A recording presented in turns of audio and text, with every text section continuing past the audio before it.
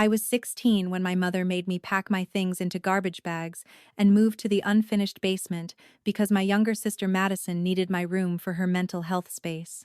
The ceiling was exposed, the concrete floor was always damp, and there was one small window that barely let in any light. But according to my mother, Madison's anxiety was more important than my comfort. "You're older, Olivia. You can handle this," Mom said, not even looking at me as she folded Madison's designer clothes into my dresser. "Your sister needs a calm environment. The basement will be fine for you. But Mom, there's mold down there, and it gets so cold at night. Don't be dramatic. Your father insulated it last month." He hadn't. I knew because I'd watched him start the project and abandon it after 2 days, like he did with everything that involved me. Madison stood in the doorway of what used to be my room, smirking.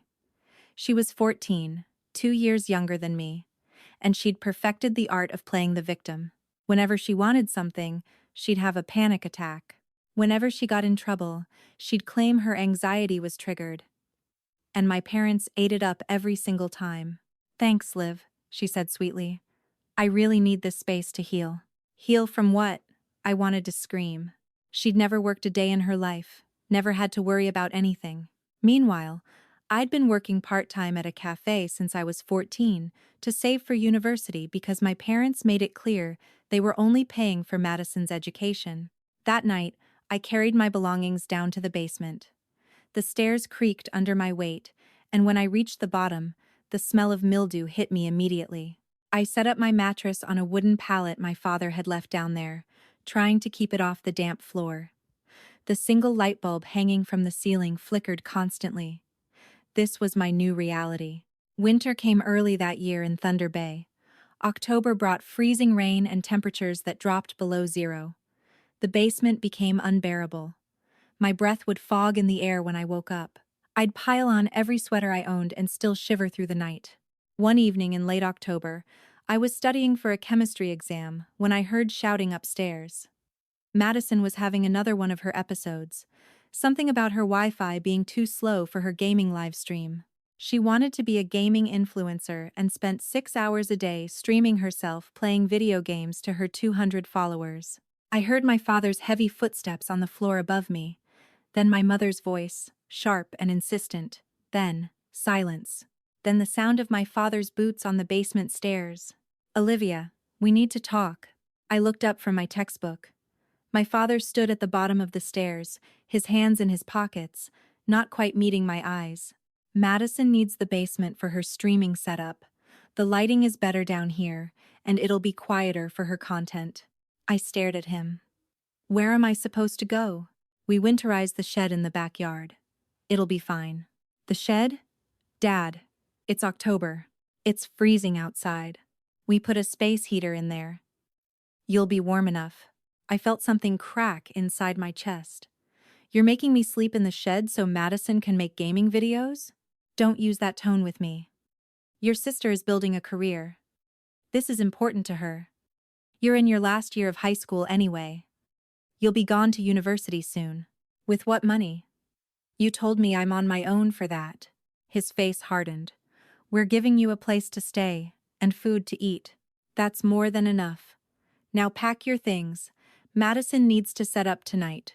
I wanted to fight. I wanted to scream at him that this was insane, that no parent should treat their child like this. But I'd learned years ago that fighting only made things worse. So I packed my garbage bags again, my hands shaking with cold and rage. The shed was 8 feet by 10 feet. There was barely room for my mattress and a small plastic dresser. My father had installed one outlet for the space heater, but I quickly realized it wasn't enough. The walls were thin, and the wind cut through the gaps in the wood. That first night, I wore every piece of clothing I owned and still couldn't get warm. I could see the house from the shed's tiny window. I could see the glow of Madison's new streaming setup in the basement, the colorful LED lights she'd installed. I could see my parents moving around in the warm, comfortable house that I was no longer welcome in. Around midnight, it started to snow.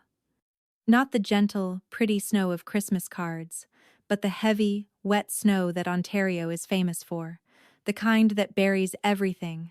I watched it accumulate on the shed's roof, heard it sliding off in heavy clumps. The space heater struggled against the cold. I buried myself under every blanket I had and tried not to cry. By 3 in the morning, the power went out. The space heater died. The temperature in the shed plummeted. I could see my breath in thick clouds. My fingers were going numb. I tried to warm them under my arms, but it wasn't working. I was genuinely scared now. I knew about hypothermia. I knew people could die from exposure even in their own backyards. I pulled out my phone with shaking hands. The battery was at 12%. I looked at my contact list. My parents? They'd put me here. My friends? They were all asleep, and their parents wouldn't get involved in family matters. Then I saw a name I hadn't called in years. Aunt Diane. Aunt Diane was my mother's older sister. They'd had a massive falling out when I was 10, something about my aunt telling my mother that she was playing favorites with us kids. They hadn't spoken since. I barely remembered my aunt, but I knew she lived somewhere in Thunder Bay. I pressed call, praying she hadn't changed her number. She answered on the third ring, her voice thick with sleep. Hello? Aunt Diane? It's Olivia, Sarah's daughter. There was a pause. Olivia? Honey, it's 3 in the morning. What's wrong? And then I broke. The whole story came pouring out. The basement, the shed, the cold, everything. I tried to stay calm, but my teeth were chattering so hard I could barely speak. Where are you right now? Her voice was suddenly sharp, alert. In the shed. In the backyard. Are you telling me your parents made you sleep outside in a snowstorm? They said it's winterized. Olivia, listen to me very carefully. Stay on the phone with me. Don't hang up. Do you understand? I'm getting in my car right now. What's your address? I gave it to her. 20 minutes. She said she'd be there in 20 minutes. I huddled on my mattress, keeping her on the phone, listening to her talk to me about anything and everything to keep me conscious and calm. You're going to be okay, sweetheart. I've got you. I'm so sorry I wasn't there before. I should have checked on you. I should have known. 18 minutes later, I saw headlights in the driveway. Then the beam of a flashlight cutting through the snow. Then Aunt Diane was at the shed door, wrenching it open, and the look on her face when she saw me is something I'll never forget. Horror. Rage. Heartbreak. Oh my God. Oh my God, Olivia. She wrapped me in the blanket she'd brought from her car, practically carried me through the snow. The motion sensor lights came on in the backyard. I saw my father's face appear in the kitchen window. Then my mother's. Aunt Diane marched me straight to her car, buckled me in, cranked the heat to maximum. Wait here. She walked up to the front door and pounded on it. My father opened it, my mother right behind him. I couldn't hear what was said, but I saw Aunt Diane pointing at me in the car, pointing at the shed, pointing at them. I saw my mother's face go red, saw my father try to close the door, saw Aunt Diane wedge her foot in it.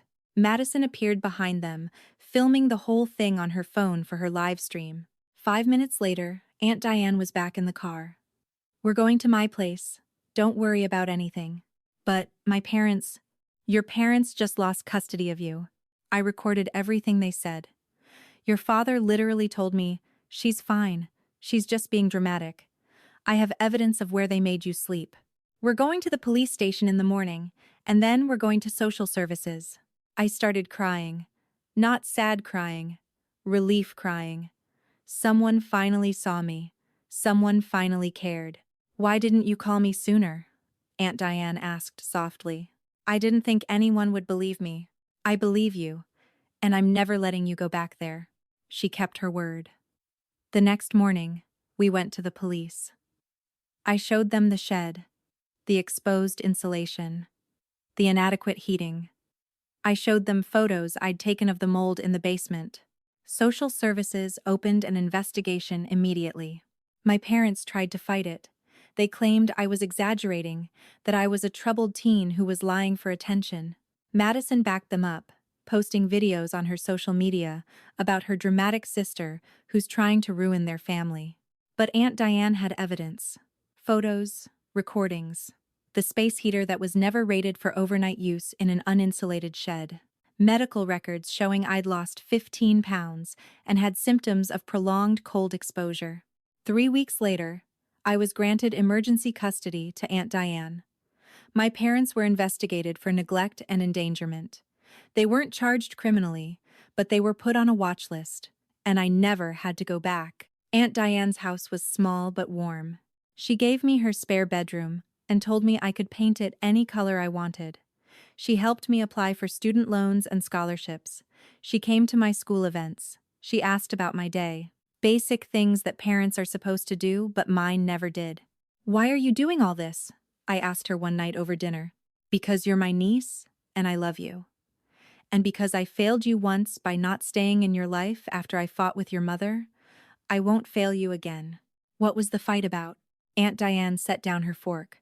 "I told your mother she was destroying you by treating Madison like a princess, and you like an afterthought. I told her that one day, you'd realize you didn't owe her anything, and she'd lose you forever. She told me to mind my own business, and never come back. You were right. I wish I hadn't been." I finished high school while living with Aunt Diane. My parents never called. Madison kept streaming, kept building her brand as the victim of a toxic sister. She got accepted to a mediocre college for communications, fully funded by our parents. I got into the University of Toronto for biomedical engineering with a partial scholarship. Aunt Diane helped me with the rest. She drove me to Toronto, helped me move into my dorm, and cried when she hugged me goodbye. "I'm so proud of you, Olivia. You survived. And now you're going to thrive." And I did. I threw myself into my studies. I made friends who couldn't believe my childhood story. I went to therapy to work through the years of neglect and emotional abuse. I built a life that was mine. I didn't speak to my parents for 7 years. Then, 2 months ago, I got a call from a number I didn't recognize. "Is this Olivia Chen?" "Yes." "This is Patricia Morrison from Morrison and Associates law firm. I'm calling regarding the estate of Diane Chen." My heart stopped. "What about my aunt?" "I'm very sorry to inform you that Miss Chen passed away last week from a sudden cardiac event." The world tilted. Aunt Diane was only 58. She was healthy. She was supposed to be at my graduation next year. She was supposed to meet my future children. She was supposed to be there. "Miss Chen, I need to schedule a time for you to come to our office for the reading of the will. Are you available this Friday at 2 p.m.? I was in shock, but I managed to say yes. The funeral was small. Aunt Diane had never married, never had children. Her friends came, some colleagues, me. I delivered the eulogy and barely made it through. She'd saved my life, and I never got to thank her enough. My parents didn't come. Madison didn't come. I didn't expect them to. They'd never forgiven Aunt Diane for stealing me. Friday came. I sat in the lawyer's office, numb, waiting. The receptionist offered me coffee. I couldn't drink it. Then the office door opened, and my mother walked in. My father, Madison. I hadn't seen them in 7 years. My mother had more gray hair. My father had gained weight. Madison looked exactly like her Instagram photos, designer clothes and perfect makeup. "What are you doing here?" I asked. "We're family," my mother said, like the last 7 years hadn't happened. "Of course we're here. You didn't come to the funeral." "We had prior commitments," my father said. Madison had a brand partnership event. The lawyer, Miss Morrison, walked in and saved me from responding. She was a tall woman in her 60s, with sharp eyes that took in the dynamic immediately. "Thank you all for coming. Let's begin." She opened a folder and pulled out Aunt Diane's will. It was dated from 3 years ago, recently updated. Diane Chen was very clear about her wishes and asked that I read this letter aloud before we discussed the distribution of assets. She pulled out a handwritten letter. Aunt Diane's handwriting. My eyes immediately filled with tears. Miss Morrison cleared her throat and began to read. "To my sister Sarah, her husband Mark, and their daughter Madison. You are here because you're hoping I left you something. I know you are. You made it very clear over the years that you thought I was well off, that I had money saved, that my house in Thunder Bay was paid off. You're right about all of that. But you need to understand something. When I took Olivia in 7 years ago, you cut me off completely. You told everyone who would listen that I'd kidnapped your daughter, that I'd poisoned her against you, that I was a bitter old woman who was jealous of your happy family. You never once asked if Olivia was okay. You never apologized for making your 16-year-old child sleep in an unheated shed in a Canadian winter. You never acknowledged that you could have killed her. You treated her like she was disposable, like she was less important than Madison's gaming career, less important than keeping up appearances, less important than anything else in your lives. I want you to know that Olivia blossomed in my care. She graduated top of her class. She got into one of the best universities in the country. She's studying to become a biomedical engineer. She's kind, brilliant, resilient, and determined. She's everything you never gave her credit for being. And she did all of it without you. My mother's face was white. My father was staring at the table. Madison was on her phone, barely paying attention. Miss Morrison continued. So, here's what I'm leaving you. Nothing. Not a single dollar. Not a single item. You don't deserve anything from me. And you certainly don't deserve Olivia. To Olivia, my beautiful, strong niece, I'm leaving you everything. My house, my savings, my investments. It's not a fortune, but it's enough to finish your education without debt and start your career with security. But there's a condition. I looked up, confused. A condition? The condition is this. I want you to use part of this money to create a scholarship fund for teenagers who've experienced parental neglect or abuse. I want you to help other kids who are like you were.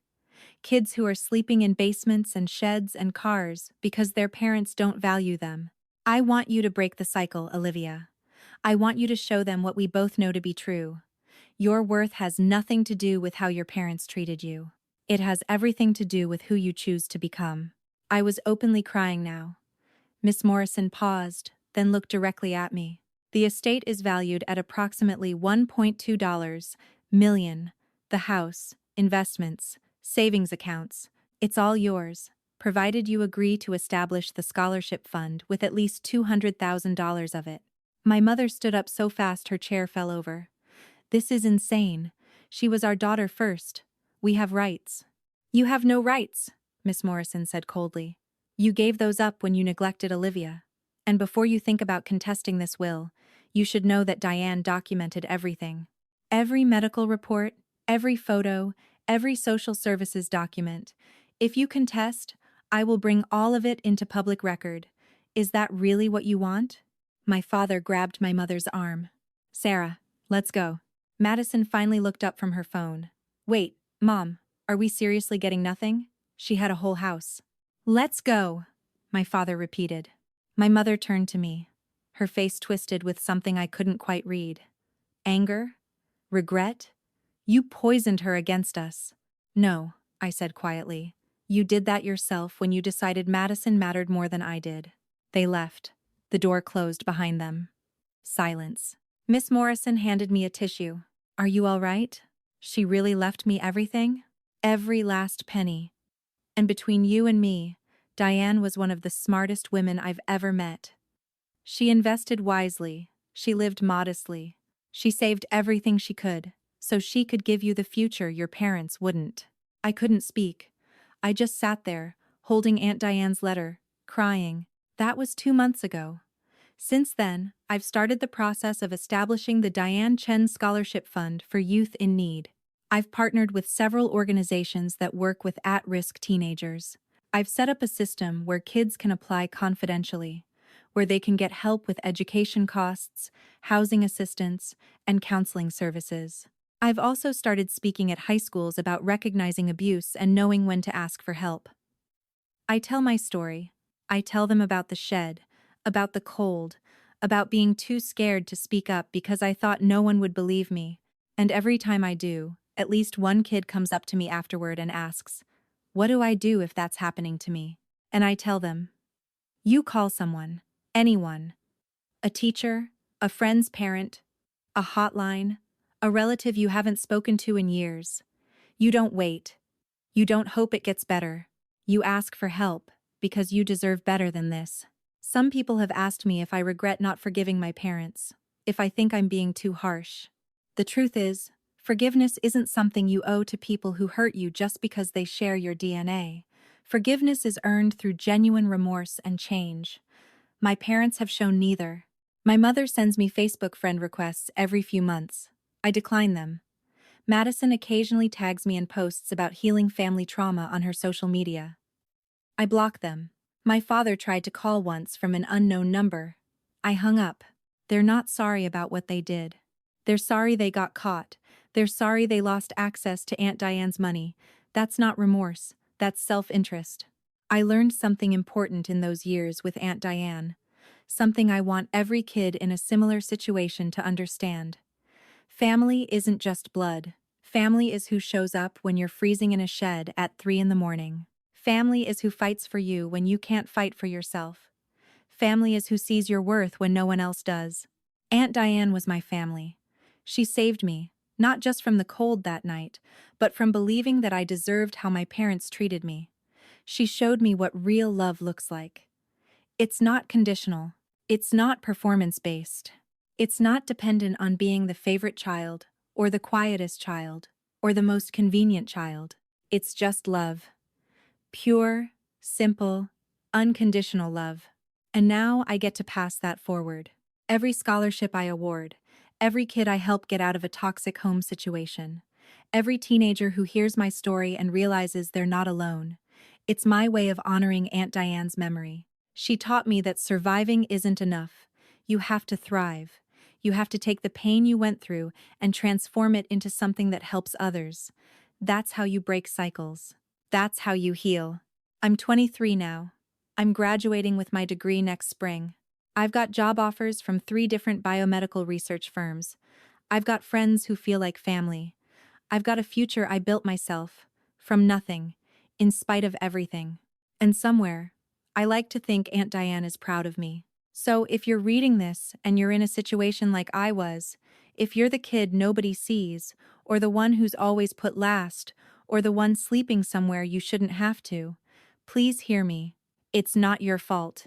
You're not too sensitive. You're not dramatic.